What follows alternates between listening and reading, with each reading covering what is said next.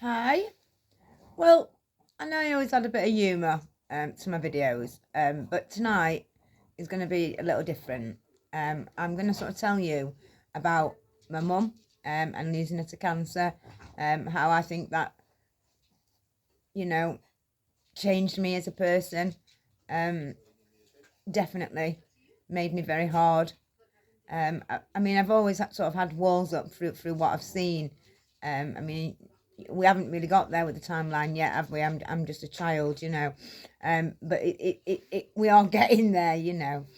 Um, Now, when we found out that my mum um had got cancer, lung cancer, I was actually pregnant with my youngest son, and I never told you. I told you that I'd never swore in front of my mum, and she told me she'd got it, and the only words that came out of my mouth without even thinking was, "Fucking hell," and she didn't tell me off for it.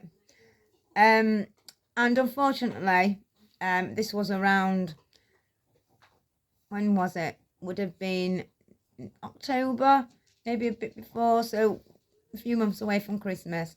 They'd actually said to her that she probably wouldn't see next Christmas. So, you know, unfortunately, a life was going to leave this world and another one was going to be born into it regarding, my son and my mum leaving the world. I mean, it's a circle of life. I mean, we all know that unless a terrible accident occurs, that we are, unfortunately, inevitably, going to bury our parents, aren't we? We are going to sort of live without them at some point.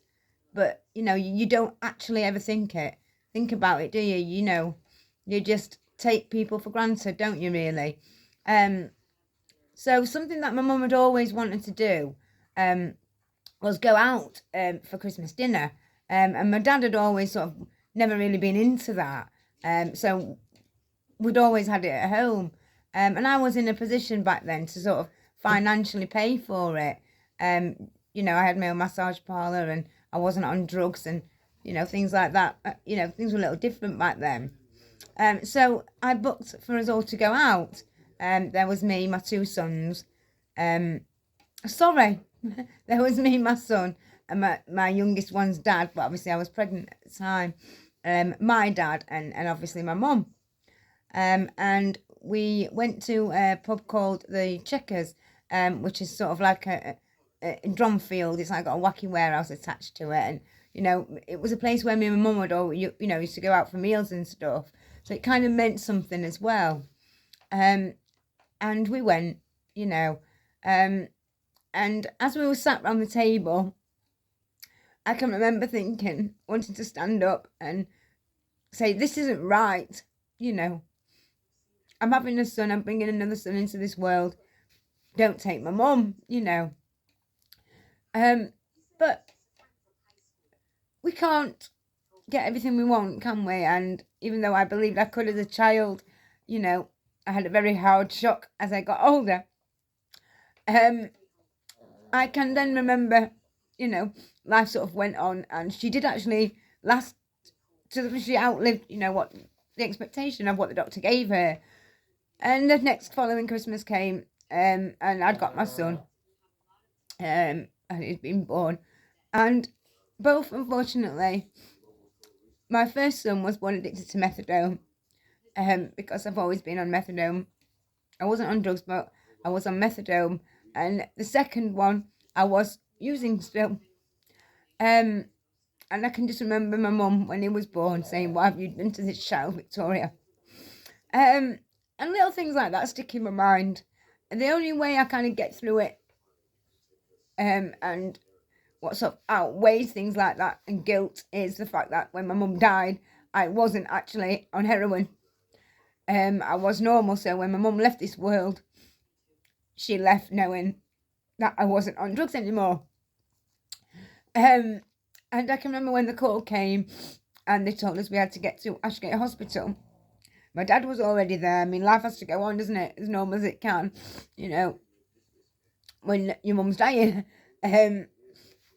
And it was, they know, don't they? Everybody was there. And I looked at my mum and I begged her not to die. I begged her like she could do nothing else like she could do anything other than die. And they made us a bed up, me and my son, my eldest.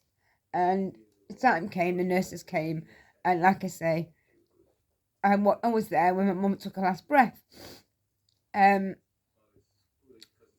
Life went on again. You know, you've got 2 children, you've got businesses, you know, life has to go on, doesn't it? You know, and I can remember going and seeing them at the Chapel of Rest, and I walked in there, I gave her a kiss, and from that moment on, I knew I could face anything. And she's somebody, she held our family together. She was the glue.